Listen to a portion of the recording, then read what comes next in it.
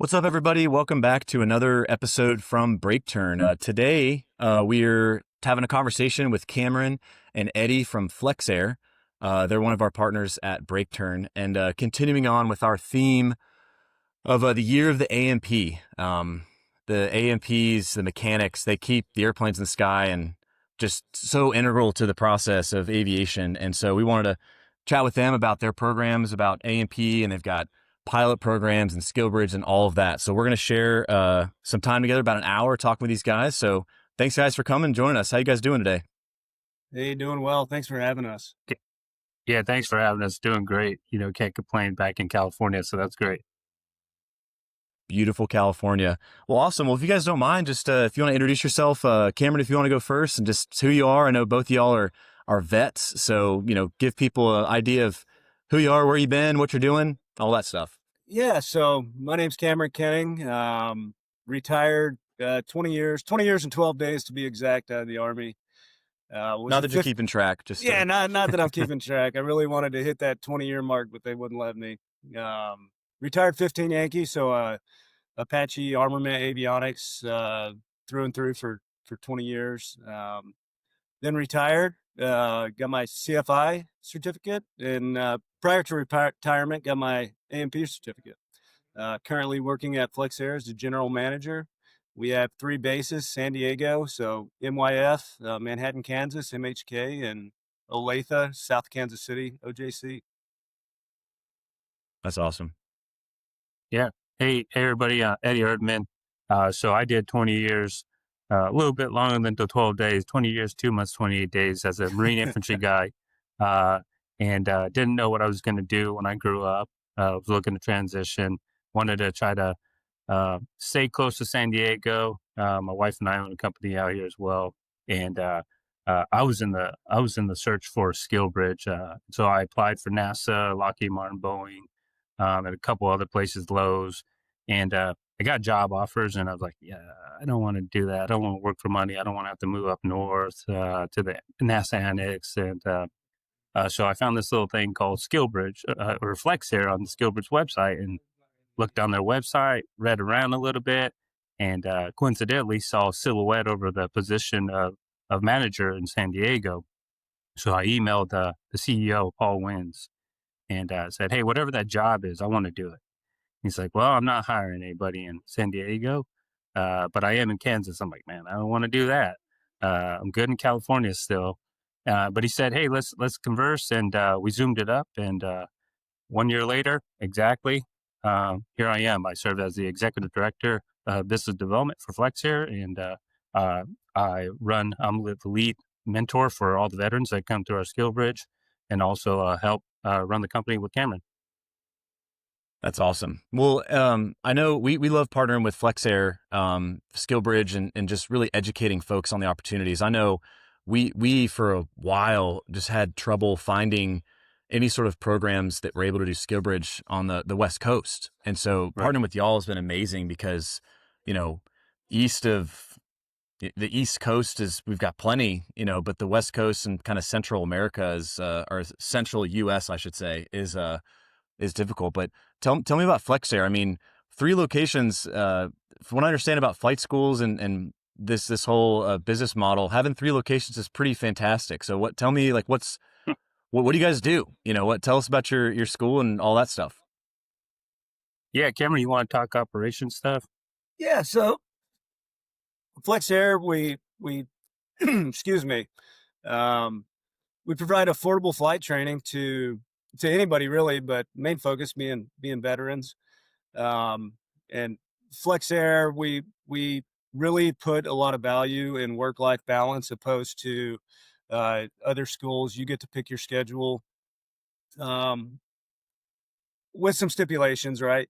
As good as we can. So we give you a lot of flexibility within the programs that you're in. We understand that students learn at faster or slower paces than other students. There's not a one size fits all for one individual because everybody's different.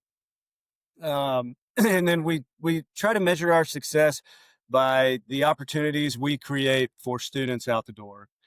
That's how we measure our success as a flight school. Eddie, you got anything you want to add? Yep. Yeah, and so then on another level, we take it as that fact as we know how it is transitioning out of service, and we know a lot of service members want to transition, obviously, to an organization that's close to their home. As mentioned, we got a West Coast school, we have a Central America school, and we are opening a East Coast school. So because we want to pay attention to that geographical location that service members either want to transition out of, retire out of, and so on. Our school is a little different versus a lot of flight schools because we are flexible, right? It's in our name. And so we try to take that approach, and we provide a lot of mentorship, a lot of engaged leadership, because that's what we came from. That's what we liked. And we know that's what service members want. And actually, that's really what I talked to Paul about when I wanted to get out. I said, hey, listen, I just want to do something new, enjoy what I'm doing, help veterans if I can. And so we approach that with three avenues. One, we assign you a CFI. The CFIs can teach you everything about flying. Then you're going to be assigned to a base manager like Cameron as well and his team. And so they have that approach. They can communicate that way. If there's any issues with the operations or the tempo is too quick or too slow, they can go to their base manager for that. And then they're assigned a mentor, whether they're a civilian mentor or a veteran mentor like myself. And then so we attack them that way as well, so that there's a mediator in case there's an issue, right? Because we understand too that it's also people and people. So if a student's not pairing with their CFI, then they'll reach out to the mentor, and the mentor will talk to the base manager, CFI, to find out what the issue is and how can we resolve it. And it's all professional, it's nothing personal. And that's kind of the approach that we take on that. And so we have a lot of partnerships, a lot of outreach. You got myself. We try to stay in the know of what's going on in the aviation. Myself and Paul are board members for the NFTA, which is the National Flight Training Alliance. And so we're very in tune with the Part 141 reform, and obviously partnerships with schools and other organizations, new innovation by aerospace, which is the all electric aircraft. So that's kind of the approach that we take as well, but only to benefit the students. And so what I try to tell everybody, whether you're a student or a CFI looking for a school to attend and go to, is don't look for a school that's going to build your logbook, because that's implied, right? You're going to meet the mins. You want to find a school that's going to help you build a resume. And so that we take that approach to make you more effective, so that when you do stand there in front of that recruiter, chances are they're going to say yes. That's awesome. Yeah, you said a couple things that kind of perked my ears up. That first one I wrote down was electric aircraft. I saw it on the website. I know some of the old crusty pilots and maintainers are like, I'm not touching that. What is that about? I mean, I know that's kind of the way of the future, but are you guys getting a fleet of, or already have the, electric airplanes? I mean, what's that? Yeah, so they're in development right now. I can't go too much into it, but I can say we have an order for 7 of them right now. There's not new, right? There's a lot of things that are up and coming. We can talk about hydrogen, we can talk about hybrid, hydrogen, electric. I can go for days and geek out about this. But as far as that, yes, it's new. So you do have a lot of people that are like, man, what is this new stuff, right? Because I can remember my great grandma when she was 97 years old and FaceTime, and she's like, what is this blasphemy? So it is a culture shock to a lot of people. It's A-okay. We will be all right. And the thing is that we all have to be ready for change. And so if you don't want to change, then you will be changed. So it's like, for Cameron, you say electric aircraft, and I'm thinking, honestly, now that I think of it, the way of the future, not that I have a crystal ball, but it seems like we're trending towards that with, electric cars and all that stuff. From a maintenance side, I feel like that'd be a pretty big advantage once those come in play at the school, for the maintenance side of how to get your hands on these newer, I'll call it newer, technology. Is that something that the mechanics are looking at too, on how to work on electric airplanes? Oh, well, the FARs are going to have to get caught up with it, but it seems like it's going to be a lot easier for us, if I'm being honest. Really? Right. It'll be easier with the electric. I guess there's less not moving much parts, to 'em. I guess. Yeah, not much to them. Couple motors and some batteries. I'm sure it's a lot more complicated than that, but that's why people are scared, is because they don't understand how the magic works. It's just a battery and then the propeller turns. That's awesome. Right. You also talked about the society. I think you guys, the flight school is doing some research. Like, you guys have gotten some awards, and I'm not trying to tout, but I know if I don't, y'all won't, because you're humble. That's pretty significant, because there's so many flight schools across the country. Like, what are what are some of the awards you guys got, and how do you get those, and what does that mean to someone who's looking for a mom and pa flight school or going to one that has these accolades? What's the differentiator there? Yeah. So honestly, I think the secret to it is we just kept stay true to ourselves. That's good. We weren't really too sure what we were getting ourselves into. We grew kind of over the last 3 years pretty quickly. We got a new organization going, and then we got a whole new model of how we approach students and work in general. And so, yes, we were named Best Flight School in the Pacific region by AOPA. So we were out in Colorado at the Redbird Migration this last year and accepted the award there. That was awesome. That was a unique award because this year they did it a little differently. They did a blind test, a blind judging. And so what they did is they took all the reviews that we had. Students had to write, recommendations. They had people checking out our schools. And so the judges were just reading scripts, and they left out all but this. They didn't leave the school name in, and we were voted as one of the winners, excuse me. And so that was pretty cool. It was pretty amazing. And then shortly after that, which we had a little hint of because the results were in last year, but Textron named us best flight school through the Textron program, and they had only 4 winners in the world. So 3 in America, 1 out in Europe. And that was pretty awesome because they gave us a brand new Cessna 172, Wow. 2025. We got to pick the colors of the aircraft. I got to pick the tail number, and rightfully out there in Kansas, they tear it up out there. So 913 is the last numbers. Fox Alpha 913 is the area code for Olathe. So I thought it was only fitting, and that's all credited to the team. I mean, it's not even Flex as a whole. It's the instructors, it's the students, it's the maintainers, it's everybody putting their piece into it because we couldn't have done it without everybody.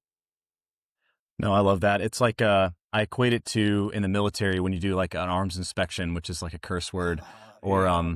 the what is it? The aviation maintenance. They inspect the ground maintenance, and you don't get that unless your whole program is pretty solid. And for those who are considering choosing flight schools, obviously partnering with a mentor at Break Turn, we kind of try to figure out what your goals are and regions of the country, et cetera. But what I will say, and this is more of an opinion based, it's not a universal truth, but where you go, it does matter. Um, just like college. Yes, if to a certain degree, if you have a bachelor's, you have a bachelor's, right? But if you have a degree from uh, um, a better school, it does help when you're competing against others who have the same bachelor degree. So going to a flight school that like Flex Air that can kind of get you what you need, but the correct way. It does better when you go to an interview. Talk with a lot of recruiters, and yes, the logbook matters. Do you have the ratings? Yes, it matters. But in a competitive market like we're experiencing right now in 2025, where you go matters. The program you go through, the instructors, how you got it. That's all awesome. So, and then the mentor piece. Because again, we have notes, but if anyone knows me, I don't follow the notes. I'm kind of a loose cannon over here, but that's unique. Explain to me the mentor thing, because most flight schools kind of get you in, they sit you down, they sit an instructor in front of you, and you go through the program. What's this mentor thing? If you could explain that to me. Yeah, no worries, and it's exactly that. So, good segues into this is the fact that one, we don't, we stress this through everybody. We don't look at students as dollar signs or numbers. We don't. And as a matter of fact, we just had Flight Deck 2025. We coined it every year. There we get all the managers, the leaders who will sit around the table and talk about the next year and what we're going to do. But we go around and ask the instructors, hey, how many students have you had? You get some that say 4 or 5. You get some that say 45, 60. I'm at 60, pounding their chest. I'm like, oh, that's great. That's awesome. Well, how many instructors do you think that student has had? Maybe 1? Oh, shoot, that's wild. So for you, this is redundant, right? This is constantly going. It's Groundhog Day. But for that student, this is their very first experience. How about we revert back to when you had their very first student? Remember that adrenaline pumping through you? You're kind of nervous about hey, am I going to do the right thing? Are they going to like me? Are we going to mesh well? But you're very motivated, right? So let's revert back to that. Let's bring both of those energies together, and it's going to create one. And so then now you got the mentors, right? The veteran mentors, where we're also there along the line, like especially when they're getting beat up in their aircraft and they can't stick their landings, right? They can't stick their landings, and you're like, oh shoots, right? You're like, oh shoots, here we go, right? But you got that mentor to back you up. And then further, when you talk about the resume, and how about making themselves more competitive. I've gone to every aviation conference this year so far. I've been to RTAG, NGPA, OBAP, you name it. I've gone, and I'm standing in line, long lines with with the students. And so I'll go in there with techniques, and I'll say, okay, which top 3 airlines you want to talk to? Blank, blank, blank. Okay, great. Flip it upside down, and what we're going to do, we're going to talk to them in that order. So that way, when you get up to your number one that you chose, you're ready for it, you're motivated for it, and you didn't mess up, right? And so here I am as a cheerleader and a coach, because that's what I am, and I'm all about it. So that they know they're not alone. And and I revert a lot of this back to my Marine Corps times. And so in the Marine Corps, we had a documentation called Sustaining the Transformation. That's been around for about 25 years, 24 years. It was written by General Krulak. Well, the then Sergeant Major of the Marine Corps, Sergeant Major Troy Black, he used to be one of my first sergeants when I was a young buck. And then it was his initiative led by Sergeant Major Carlos Ruiz, who's the current Sergeant Major of the Marine Corps.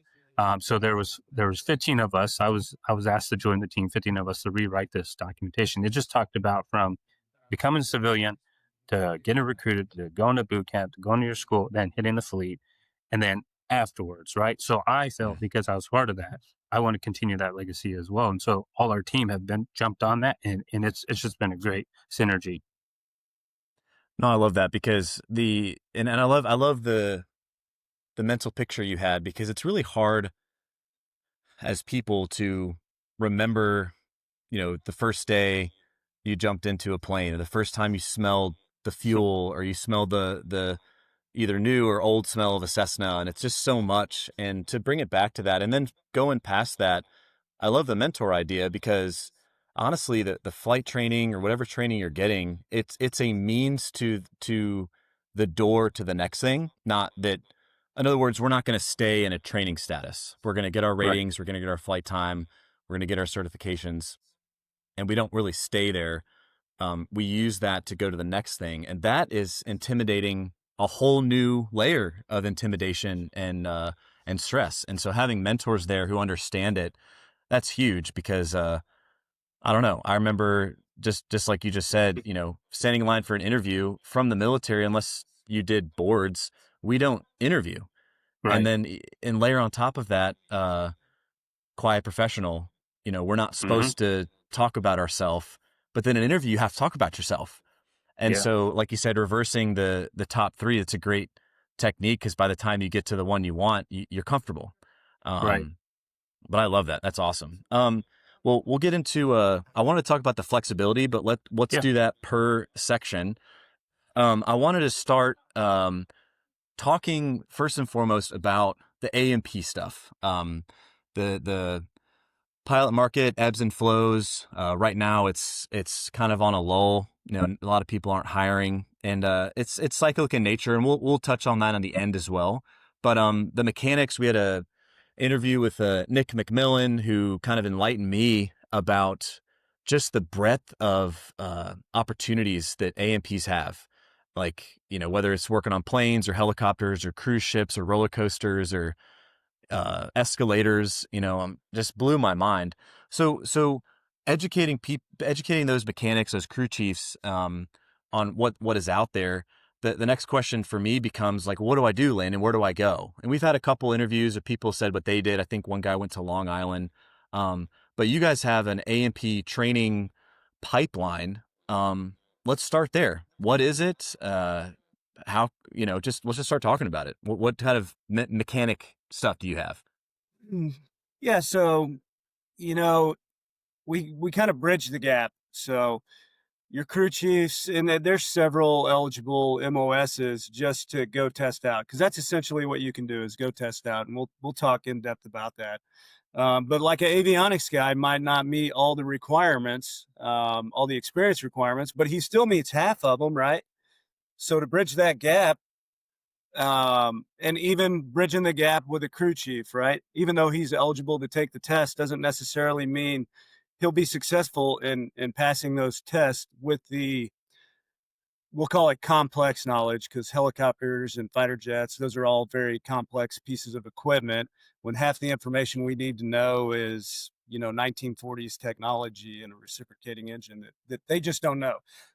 Even though they may never plan on working on those things and may go straight to American Airlines as an engine tech, you still have to know that information to test out. So you'd show up here, and then I'm the resident A&P here, so I do a lot of scheduled, unscheduled maintenance. We have some maintenance suppliers, but if they can't get to it, I'm the second best option. I love airplanes flying, so I'm not going to let them sit around. And they would work as an apprentice under me to gain that experience to bridge the gap to make them not necessarily eligible, but successful to take the test. Pilots, we do 8710s. Mechanics do 8610s. So one of the first steps that a crew chief could do is their local FSDO, schedule an appointment, an interview with the ASI, and the ASI will interview them, and if they meet the requirements, he will sign their 8610s, which those are good for life, and that says you are eligible to take the 3 tests that are required. Well, I guess 6. You have your general written, your airframe written, your power plant written, and then all 3 oral and practicals.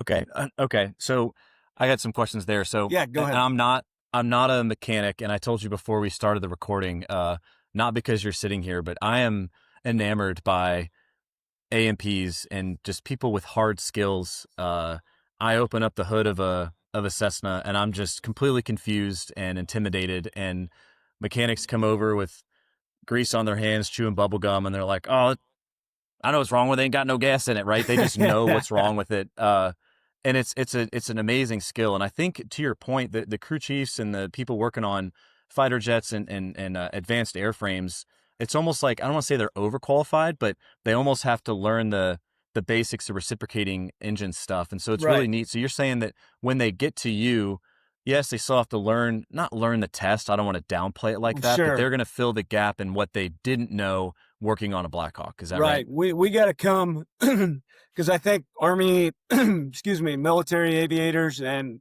aviation maintenance technicians, when we join the military, we're we're afforded a unique opportunity where we go straight to the top to very complex equipment, whereas in the civilian sector you start back in time, at ground level. So we kind of skip that step, so we have to revert back and come back and learn all the stuff that we didn't.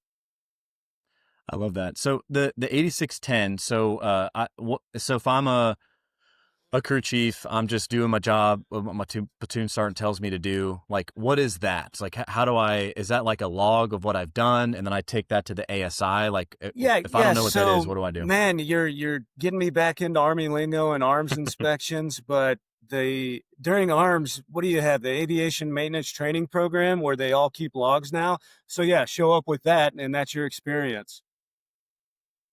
That's awesome. So, and I think the reason that's important, we had an interview before, is that I think the conversation was, are you a mechanic? Yes. Are you qualified? Absolutely.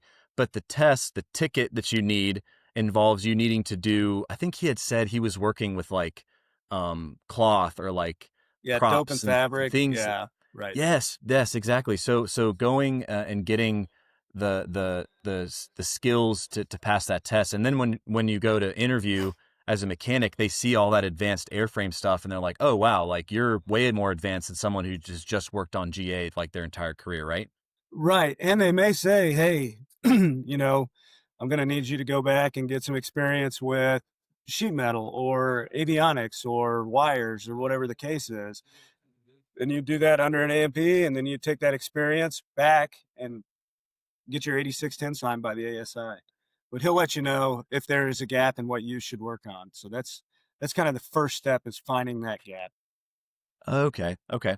Okay. So a mechanic goes to ASI, they get their 8610 signed off, and so they reach out to y'all, and we'll get to that in a minute. But they show up, and they kind of have a custom built training program to kind of fill in their gaps, and then their posture to take their tests. Like, are they on a syllabus? Is it kind of per service member? Like, how would that work for someone who just came and showed up?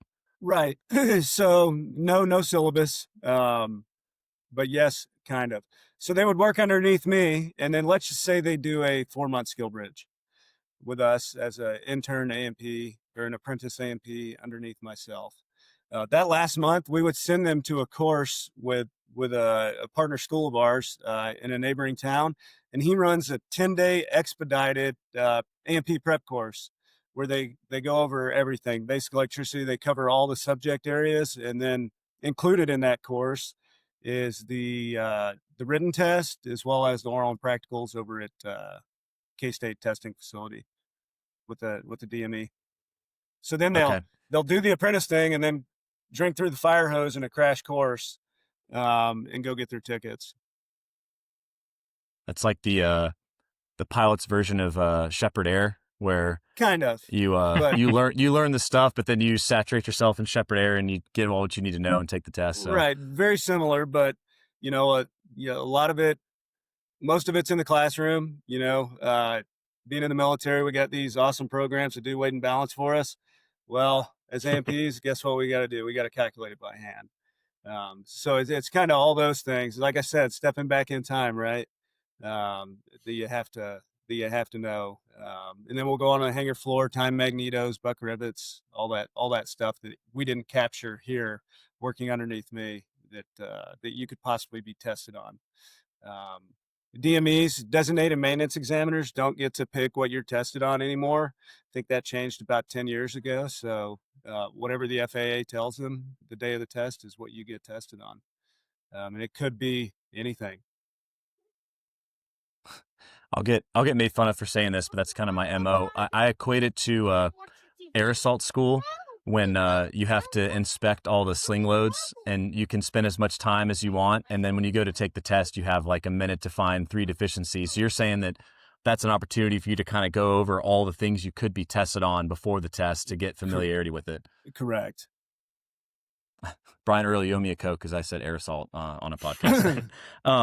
So one thing that I think is I want to kind of put my finger on it is that flexibility piece. So the fact that there's a program, but it's also kind of catered to the individual. That's a huge advantage for a mechanic that's in the military looking to transition.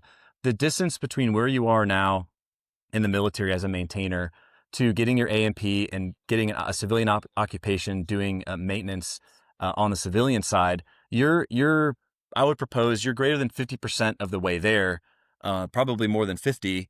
Right. You just need to fill in those gaps. And so the ability for Cameron and his team to bring you in, lay out what you've done over your career, figure out what you need to get trained on specifically, and then at the end kind of review the totality of what's expected with flexibility, that's huge. Because I know a lot of programs that kind of set you on the rails, which is good if you need that.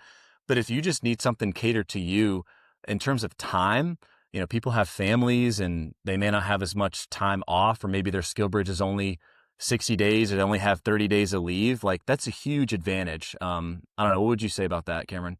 Yeah, I would, going back, I would say, that somebody who meets all the requirements, they're 95% complete towards their AMP. All they have to really do is put in a lot of hard work in a short amount of time and take some tests. But yeah, in terms of flexibility, yeah, I'd say we are, and we will cater to them, and we'll get them taken care of for sure. That's awesome. The requirements, and I'm sure they're online and you can chat GPT it, but just generally off the top of your head, I don't know them. I will try my best. You have engine, you have prop, you have electric, pneumatics, hydraulics. Like, I'm just trying to list off things where as people are listening, they're like, I can do that. Can't do that, but maybe I'll go get that. What are some general requirements that these guys guys and girls will have to get tested on? Right. I mean, it's a plethora of things. But Oh, okay. I can My kind of, bad. I can kind of speak to the gaps, right? That, Sure. that what they don't have experience on: radial engines, reciprocating engines, dope and fabric, sheet metal, uh, electronics. Your typical crew chief isn't out there splicing wires, um, and things of that nature. But in terms of like Okay. the Not big none of ticket which I items, know. yeah, maybe cabin pressurization, right? Because we don't deal a lot with that in helicopters. That's a big one, but it's nothing but a couple valves. Pretty simple concept. Simple, says the mechanic. It's magic to me. That's just simple. It's just a flux capacitor. It's not that big a deal. Uh, so in terms of so we talked about timeline, SkillBridge, which is awesome, program all around. Um, for someone who's looking to do this, it would be a full time, so they would have to physically be day to day, 9 to 5 ish, on location. It's not something they could come and do for 2 or 3 days and then go home and then come back. Like, what would it look like for someone? They would be on station for three to 4 months. Right. Ideally, if it was somebody local, sure, we could work something out with them. But ideally, if we're not turning wrenches, they're in the book studying, and making themselves more successful to pass this test. That's very good. And then when they're done, is it kind of for the mentor on the mechanic side? Is it similar where I know whether it's a partnership or kind of releasing them into the wild of what's the next thing? Just because when you're in the military, it's really hard to pick your head out of the foxhole and say, I'm going to go to this program or that program. Once they're there in that space and they're not going to work, is there a mechanism where they're kind of taught like, hey, here's some opportunities, here's some conventions? Is it kind of the same thing as the pilots? Yeah, sure, sure. Yeah, they would get assigned a mentor, which would most likely be myself. Yeah, and we would afford those opportunities to them, and post, we'll call it post AMP. Post AMP, we're trying to here in the near future open up our own maintenance department here at Manhattan, Kansas. So we're looking to do a lot of hiring with AMPs. The challenge with that though is there is a shortage of AMPs, and I think we're going to talk about that later.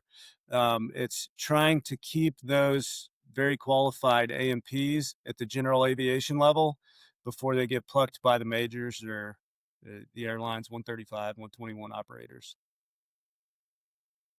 No, I love that. And that's the huge part because getting the instruction and the certification is one part of it, but and again, I want to say the next thing is if staying in the general aviation is not what people can do. Just the mentorship, the education is huge. And I know we're trying to um, stress this for RTAG this year, the convention in Right. October in Denver. Is hey, if you're it started kind of as a pilot, rotor to airline group, but it's much more than that. And Josh and Tim and Jim, they've done an awesome job of and Eric of making it such a large impact across the board. And so we're telling pilots, hey, bring your crew chief with you. Bring your crew chief, because the people there looking for people to fly the planes, they equally as much need people to maintain them as well. Um, so are you guys going this year to Denver? Yeah, Uh, yeah. I got my I ticket will be going. Yep. probably 3 weeks Yep. ago. Yeah, we'll be there. It's gonna be good. Okay, so yes, so right there, and I love that, and I didn't know you guys, we're bringing the maintenance to it, but boys and girls who are listening, if you're a pilot, bring a mechanic, have them go to Flex Air, talk to Cameron, ask questions. It is intimidating, it is unknown, but you're closer to the target than you think you are. And engaging with a human, with people who care, with a flight school, with a program that can get you what you need. You don't know what you need right now. I mean, you might because you can use the internet, but talking with people who are in the business of helping you, fellow veterans who know what you need, can set you up for success. And go to the conference. Bring your buddies. So I love that you guys are going to be there and you're supporting that because again, people love to talk about pilots, but planes don't fly unless they work. So this is super important. Um, well, awesome. In terms of SkillBridge, have you seen the people who do the SkillBridge? Are they able to kind of complete most of their training in that window? Or are they having to use some leave too? Or kind of what's some trends you're seeing on the SkillBridge It's side? everything is all proficiency based, right? As I said earlier, people learn at different rates. Some people are able to do it, some people aren't and have to stay here additional time, but I think I That'd be lost you me. guys. I'd be, I'd be the I'd be the slow man in the class. But well, I love that too. The the pay you kind of pace yourself because there's nothing worse than either people going too fast or going too slow. So Yeah. I love that. Yeah, on that, I'd like to touch on it. And the reason why we do that as well, and again, remaining that flexibility, because as that transition occurs, we know the service members still have other things they need to knock out to to help their home front, right? So they have to go to their medical appointments. They still have to get their family situated and stuff. So we accommodate to that, and so that's why when we talk about timelines, yes, we could have a you know 9 to 5 work schedule, but we understand, hey, listen, you got to go. Understood. Completely understand. You'll be okay. So, No, that's good. Yeah, because we get a lot of questions from SkillBridge candidates saying, hey, I have to out process or I have to do something for my family. Is that okay? And it's like, yes, yep. the reason BreakTurn is very selective in who we partner with in terms of SkillBridge partners is that we only want partners who have the veteran's best interest in mind, as well as have that flexibility. And there's some sort of military representative in that company, the host company, that understands, yeah, I get it. Your first sergeant wants this or that. Like, you got to go. We're okay with that. Just communicate with us. So I love that. Right. Yep. The last question I had, for A&P, how do I pay for this? How much does Right. this cost, or can I use GI Bill? Like, what are people doing for that? Yeah. So everything here at FlexAir on the SkillBridge is free, right? You don't have to pay us anything to come join our SkillBridge program. But for the course, the expedited course, which is highly recommended, it's a $4,000 course, and you can use. I'm not familiar with other branches of service, but the Army. Eddie, maybe you can go in depth on this, but Army Ignited or Cool. Yep. Yep. Correct. Oh man. Yeah, they got the Don Cool, the Department of Navy Cool for the Navy and the Marine Corps. But yeah, exact same stuff. You can utilize that. Some people just pay out of the pocket. Some people obviously take loans. But that's highly feasible. No, that's great, and I do appreciate you mentioning it because I know, and I sound repetitive, but there's different people watching. SkillBridge inherently isn't. There's no money that comes with the program known as SkillBridge. SkillBridge is your ability to not show up to work, but go over here and get vocational training or academic training or internship training. That's a time-based mechanism. The funding piece is entirely different. So Correct. Yep. GI Bill, Cool, I don't know, Voc Vet Tech. Rehab, There's Vet Vet Tech. Tech. Yeah. Yeah. Voc Yep. Rehab, people know it as VR&E. And, Mhm. since we're on that, I could talk a little bit about that, but that's a great benefit for all service members to have. You basically can, so 180 days now before you get out of the service, you can start your medical claim and for your disability, which is way better than what it used to be. And so that's perfect because by the time you get out, for example, I started at 176 days out when I put in my disability claim, and so that day I got out, which was Halloween, that following month, I already had a rating that in 2 weeks after that, and then that following month is when I started collecting the disability. Mm. And so then from that moment, once you have a disability rating, that's when you can reach out to the VR&E counselors in your area, and they'll send you through an orientation, kind of give you the ins and outs of what VR&E is about, and then you get assigned a VR&E counselor, and that's a whole new journey because it's not guaranteed. Um, it's tough. You got to sell yourself. So it's not what everybody makes it out to be. Like, oh yeah, you're going to rate it automatically. No, not really. And There is a percentage where you're going to want to kind of stay around because flying, right? Because it could affect your flying, whether you get a class one or so on and so on. So those are whole new learning curves that we get to present to everybody that joins our team. I love that. And I would be in true staff officer form, I would be remiss, or to piggyback off of what Sergeant Major said, this opportunity to remind folks the transition process. And this is for Flexer, this is for everybody, but a little bit off topic, maybe on topic. It's my bread and butter. The reminder that when you go to transition, the time that you have to start doing things is going to come sooner than you think. So, getting the VA rating for VR&E, to get SkillBridge approved or potentially approved, is you have to bring it up with your chain of command early. For your VA disability, you got to start going to your flight surgeon or to the doc and getting your file set. Because I'm a realist. I'm aware that if you're in a flight role, we don't talk about our ailments because I don't want to get a down slip. And that's a very real thing. Now, all flight surgeons I know, that none of them are looking to downslip you. Our flight surgeon corps is amazing, but we have that inherent kind of fear that if I say that I have a knee problem, that I'm going to get a downslip, right? At some point, you have to decide, and I say personally, a year out, so 365 days from when you intend to ETS or retire, you need to start taking things seriously. Your medical stuff. Do you want to do a SkillBridge? Do you have GI Bill? Do you want to apply for COOL? WIOA is another one, Workforce Innovation Opportunity Act. There's scholarships. RTAG has a ton of scholarships. The Break Turn Academy has thousands of scholarships. These things all take time. What are you going to do with your family if you don't live in Kansas or California? And you want to go for a couple months, are you going to move them? Are they going to be like, these things take time. And so about a year out, you need to take off I'm going to row the boat hard, and you need to start looking at how to take care of yourself and ergo your family during your transition. So I appreciate you bringing it up, that timeline there.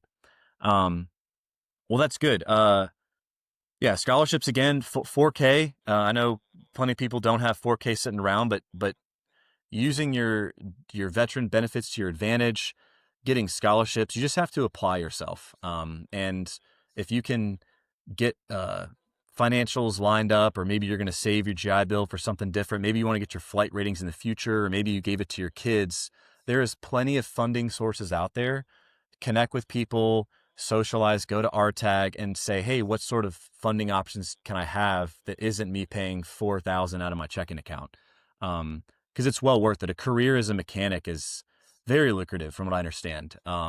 So don't let that be a point of contention for you not to get this ticket, if you will, to go do an awesome career as a maintainer. So I love that. What did I miss about AMPs other than they're awesome and they're magicians and they can fix everything? They're typically extremely handsome as well. Yeah, look at that hair. Yes. You can tell by his hair. Yes. Yes. Oh, I love it. I was saying before, it's just every time there's an issue with the plane, I call a maintainer as this helpless child, and they show up and they just look at it and they hit it twice and they give me the thumbs up and they walk out, and I'm just like, they're like famous. I'm like, how did you do that? It's so very much appreciate my mechanics. Y'all are amazing. So love that. Well, good. Well, I guess the next kind of side of the house, if you will, is some flight training. You have 3 flight schools looking to stand up another one on the East Coast. What's the flight school look like? What's the CFI to student ratio? What's the program? Is it a 141? What's the fleet look like? Tell me about the flight training. Yeah, so we'll start, I guess, with locations and fleet.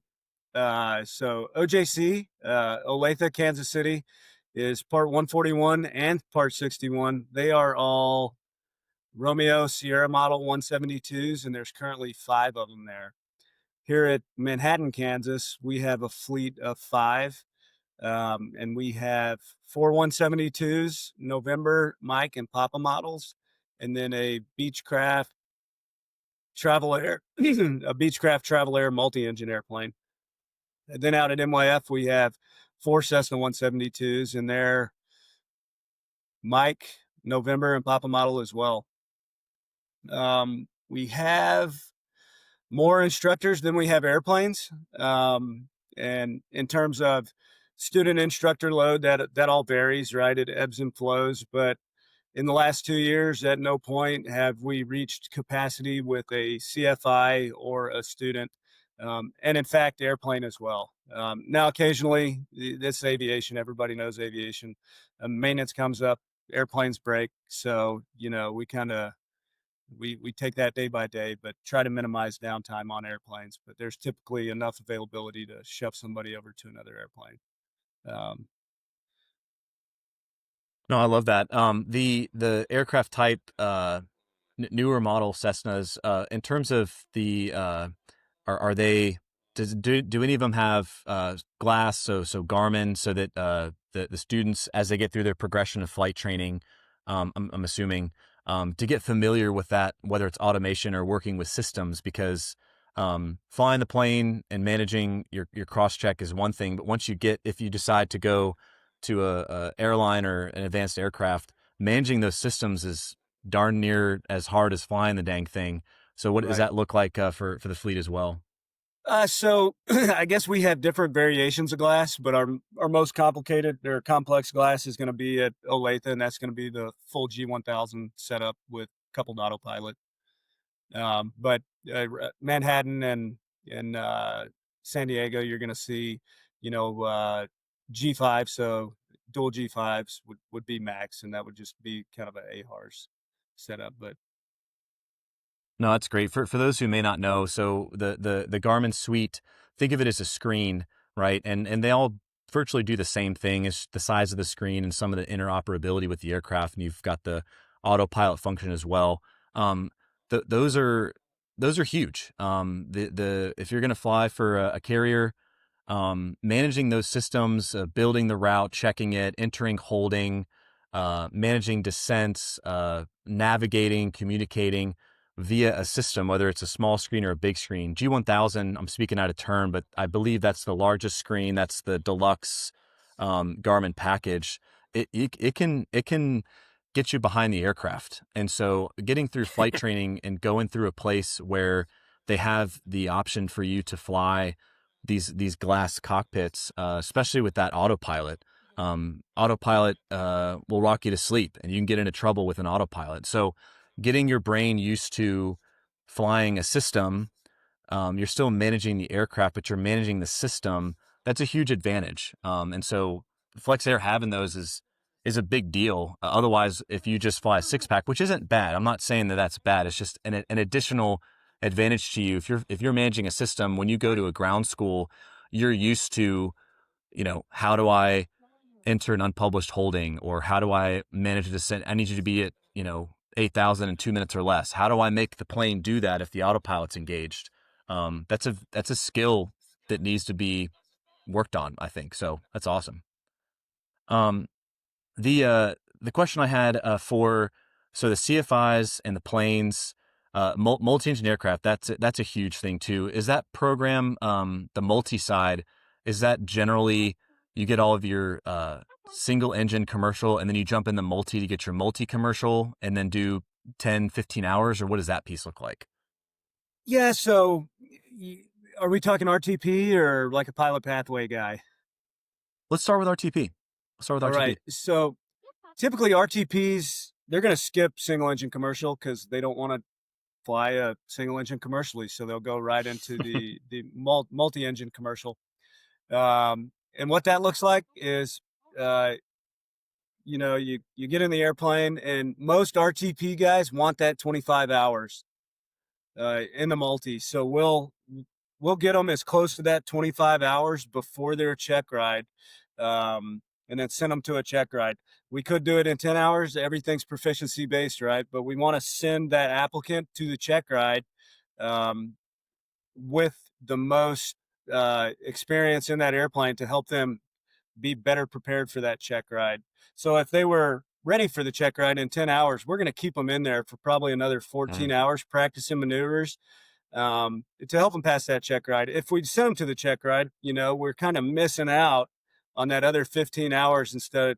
Because let's say they passed at 10 hours, now they're just really poking holes in the sky and wasting time and money when they could really be polishing that skill set. So that's how we try to do it. And it's a quick program. Multicom is very, very fast. That's good. And then the elephant in the room, Eddie, the DPE availability. I know those DPEs are unicorns right now. What does that look like for someone? They go to Flex Air, they're flying these planes, they're getting their ratings, and then they're ready to take a test. What's the evaluation process look like from whichever location they're at? You want me to speak on that, Eddie? Okay. Yeah, I just want to give credit to my base managers, right? So Cameron's tearing it up. It's all about relationships and just make sure that, they like us and we like them. But go ahead, Cameron. Yeah, DPE's got a hard job. And you'll read on Reddit, I can't get a check ride, and somebody wants to fly out to the East Coast to get a check ride.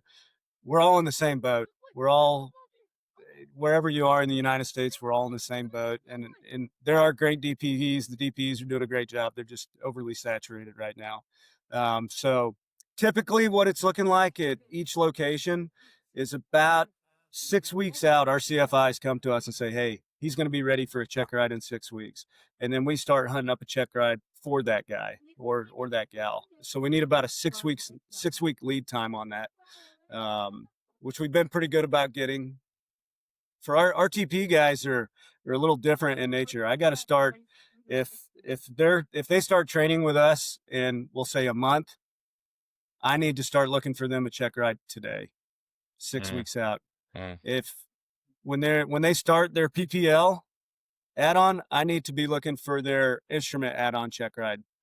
So it's just forecasting those check rides, and we've been pretty successful in getting those and having timely manners. But the event that you have to cancel or reschedule for weather or you're sick, that just adds a cure time on it. But we can't forecast that. So to answer your question, about 6 weeks. No, I mean, it's a good answer. I mean, and what I hear from that, and for folks who may not know, the DPE, Designated Pilot Examiner, I should know my acronyms better. That's the guy or girl who gives you your final exam in the aircraft, and there's an oral. And if and when you pass, you go into IACRA and you get that certification. DPEs are few and far in between. But what I heard you say, which is huge in my opinion, is when you go to Flex Air, they are looking at that for you. When they bring you to the program, or you're going to come to the program, they're kind of setting expectations of when to get that lined up for you, opposed to other flight schools where we'll get you all the way to being signed off to go take that check, but that's on you to go find your DPE, while you're also worrying about transitioning, while you're also worrying about eights on pylons, while you're also worrying about all these things. The fact that they're looking out for you and trying to line up that DPE, that's a huge advantage in my opinion, which is awesome. You mentioned so what's the difference between, so you've got your RTPs, maybe outline real quick what that looks like. You said they jump straight into their commercial multi. How does that contrast against someone who was an artillery officer and they have to go through the pilot pathway? What's the difference there? Right. So slightly different. So when they're in their single engine commercial, they're required to have 10 hours complex time. So while they're doing single engine commercial, we're going to give them 10 hours of complex time in our multi-engine airplane, right? So they'll, going into multi-engine, they'll already have 10 hours in it. So it'll be like a 5-hour fresh up. They're ready to take the check ride. Make sense? Okay. Yeah, it does. And then for the pilot pathway, so someone who really doesn't have anything, what would that look like? Probably would they show up and they would just start from ground school, or would that be, how would that work for someone trying to do that? Right. So anybody who's not adding a rating on, we'll call it an RTP guy. Yeah, they're gonna start at ground level, do a ground school. They're gonna go into, this is Part 61 syllabus. 141 is totally different. Most RTP guys the 141's too slow for them, if that makes sense. So they'll start with a ground school and a writ. So pilot pathway, anybody who's not an add-on guy, RTP guy, they got to take all their written tests, right? So they got to take additional tests. So they'll take their private pilot written test and then move into private pilot, take their check ride, and then they'll go into a program we call SRM, and they'll build up to 35 hours solo cross country for that 50-hour instrument rating requirement. Then they'll take their IRA, their instrument rating, and then typically they'll take their FII as well with that IRA. And then they'll go into instrument, take their check ride, and then go into CRM. And in CRM, they're really just time building with somebody else under the foggles. And that's to some need it, some don't, depending on how fast they finish the prior 2 ratings. If they were a little longer in the tooth and they don't need to time build, they'll go right into commercial. But if they need to build some time, say they checked instrument in 140 hours, they'll need to build a little time to get closer to that 250-hour mark before they start commercial training. Then from commercial, then after CRM, they'll move right into commercial training. And then from commercial, depending on their timeline and our timeline, they'll either go into our CFI Academy over in Kansas City or right into multi-engine training here. Okay. Yeah, there's a couple things, and I don't want to get into it too much just for the folks listening.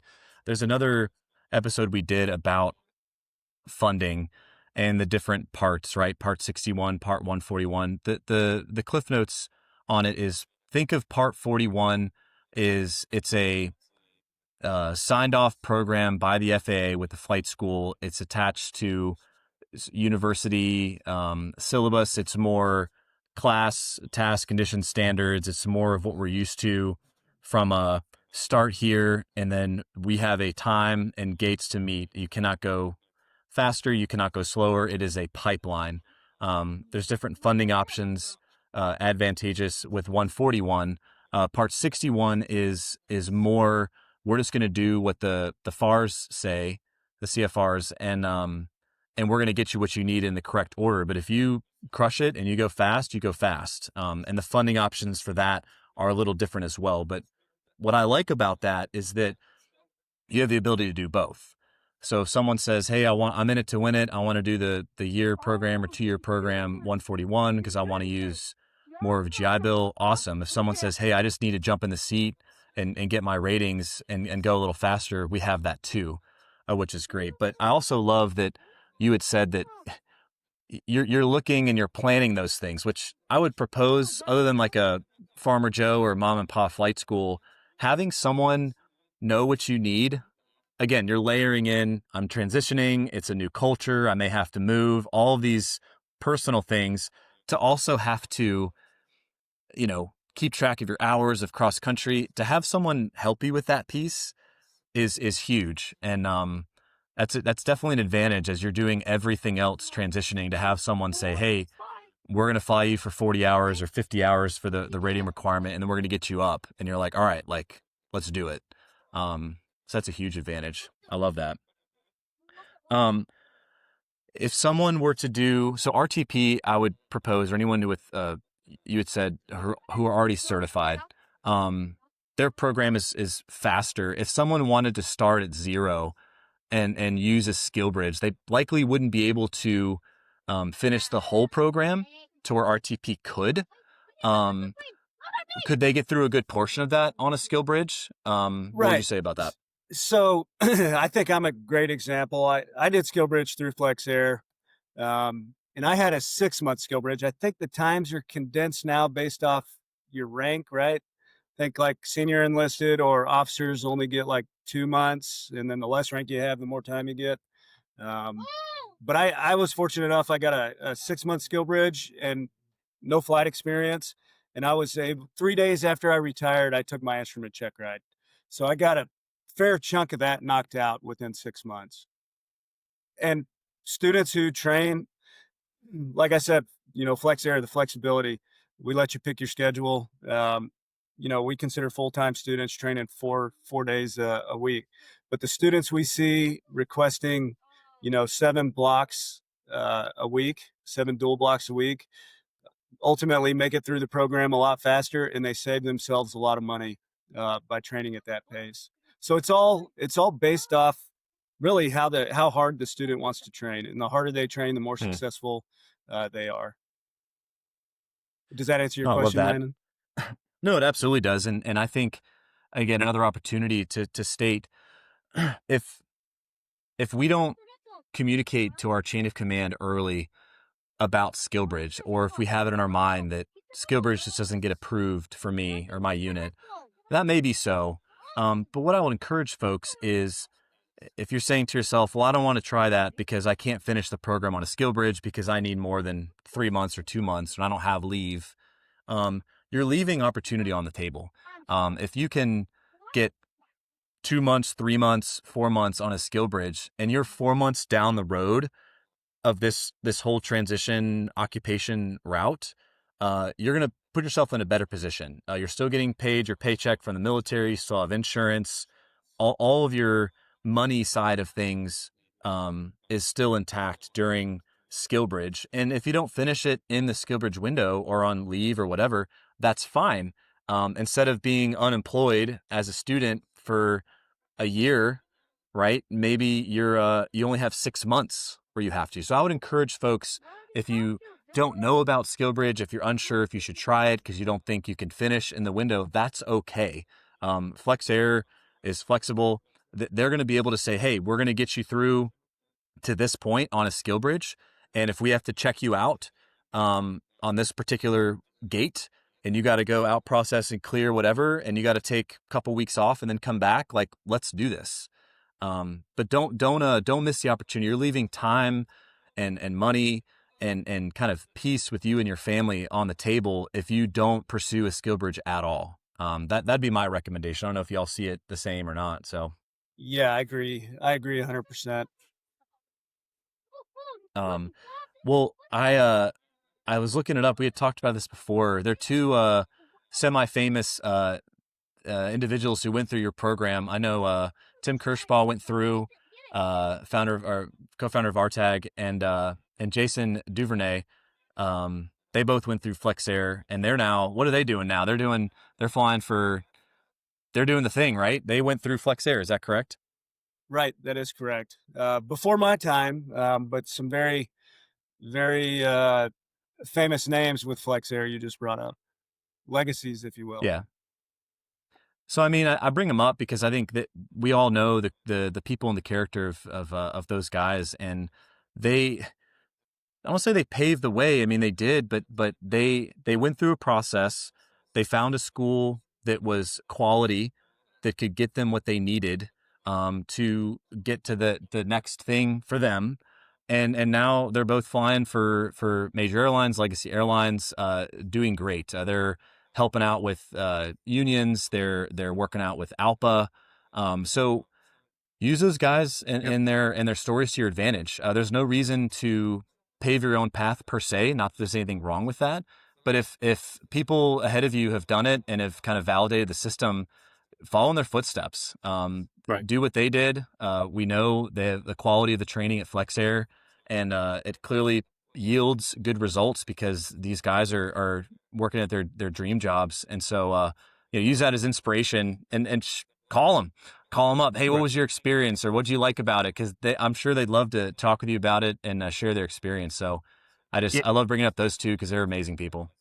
yeah, Landon, we actually, like you mentioned earlier, right? When you know a school, when the school's already knows what you need. So what we do in advance is we reach out to, we have some prior students, we have current chief pilots, captains, and we do a thing called flight view from the flight deck. And so what that does, we bring them on, host a webinar. All our students, any of our alumni can join, any of our instructors can join, and so we just hear it, right? Because uh, a lot of our students are striving to be in their shoes one day, and so they want to hear like, what was your journey like? What were some of the difficulties? And so just hearing it from firsthand, it's always great. It's the old it's the military, man. Like, if you're about to go to a school or deploy or flight school or something, you're going to ask the guy in front of you, like, hey, come here. Like, what was it like? What do I need to know? It's the same outside the military. So use that to your advantage. Get the cheat codes or the G2, or I guess they call it gouge now, which is, I guess is an Air Force term, but it'll always be G2 to me. Again, I'm a broken record, but if you're hearing what's being said, FlexAir is a one-stop shop. So get out of your head and call somebody and ask questions. I'm thinking about doing maintenance things. How do I do a SkillBridge, or how do I access my GI Bill, or I don't want to, and folks will help you. Every podcast I find myself saying, networking, talk to human beings, hit the keyboard, pick up the phone and collect that data, because people are standing by to help you, which is what I love about the aviation community. But you can just have that real conversation with folks. I mean, listen, transition's hard. The decision to get out is hard, or retire is hard.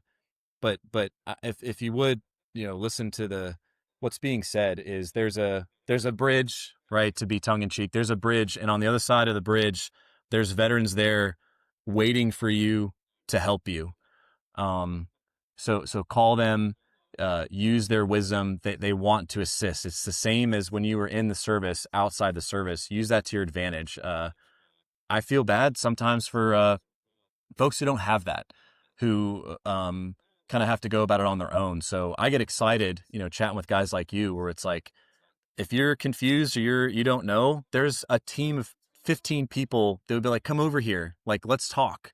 And so I encourage folks, if you're on the fence about the decision to get out or what it looks like, send Eddie, send Cameron an email and just engage in conversation, and they'll set you up. They'll set you straight. They may say, hey, I would wait another year and a half. I would wait another year and a half, or renew your contract for one more year, whatever the case may be. They're going to give you real advice because they understand your situation, and they're not just trying to get you in the door because they're veterans themselves, which is a huge advantage. But right. And to add to that, that's kind of interesting. Eddie brought that up, but on the instructor side of the house, when we're training with veterans, whether it be a RTP guy or a infantry Marine guy, or an Air Force cook that's learning how to fly an airplane, uh, veterans are very receptive to criticism in the airplane, which I think adds a lot of value, right? They don't get upset. So, adds a lot of value, and RTP guys are probably even the best at it.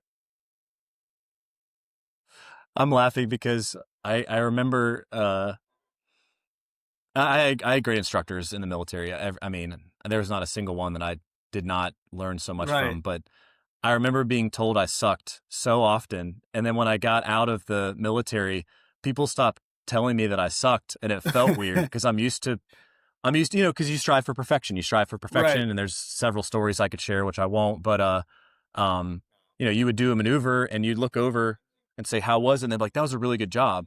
And in my mind, I'm like, "You're supposed to tell me I sucked and that I could have done this better and that better." And so it's true though, and I love that culture. Well, that's awesome. The last thing that I wanted to kind of chat about is just kind of, again, elephant in the room is, we'll release this hopefully in a next couple weeks, but the industry is kind of dragging right now. I'm new to the industry. I'll admit it. I haven't been around for cycles, but pilot hiring is slow.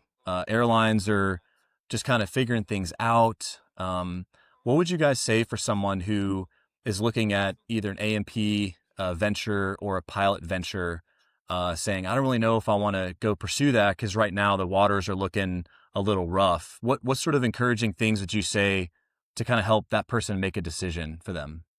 I'll talk about the A&P side of the house and then the pilot side of the house. So there's going to be an A&P shortage, I think, predicted until 2028. New mechanic certs are up 32% this year. School enrollments, aviation maintenance technical school enrollments are up 6%. And then military pathway certifications are up 32%, which is huge. So that's saying that, hey, these veterans are out there getting their certificates and capitalizing on this. So, and in terms of the A&P side of the house, there's no shortage. They're looking to hire 25,000 A&Ps by 2028, which is huge. In terms of the hiring slowdown, we can call it a hiring slowdown, but I think what people have goals, people have dreams, people have aspirations. Those typically involve the big name 135, 121 operators, right? But there's still plenty of jobs out there, single engine jobs out there, commercial and multi-engine jobs out there commercially, that aren't associated with a legacy air carrier, regional, or some of the big 135 guys. But there are plenty of jobs out there. No, I love what you said. I wrote a couple things down. AMP shortage. We need AMPs. End of story. There's a need for you. We need you. The industry needs you. So use your skills. There's a place for you. And then for the pilot hiring, my favorite thing to recommend to young folks is go find a silver-haired man or woman and ask them their story and their experience in the aviation community. And they will tell you, they'll help you adapt your perspective. Can you guys still hear me? We got okay. you. Yeah. They'll help you adapt your perspective. They'll give you a paradigm to help you with your decision. The hiring waves, they're a real thing. And just because right now it's not great, doesn't mean it's always going to be that way.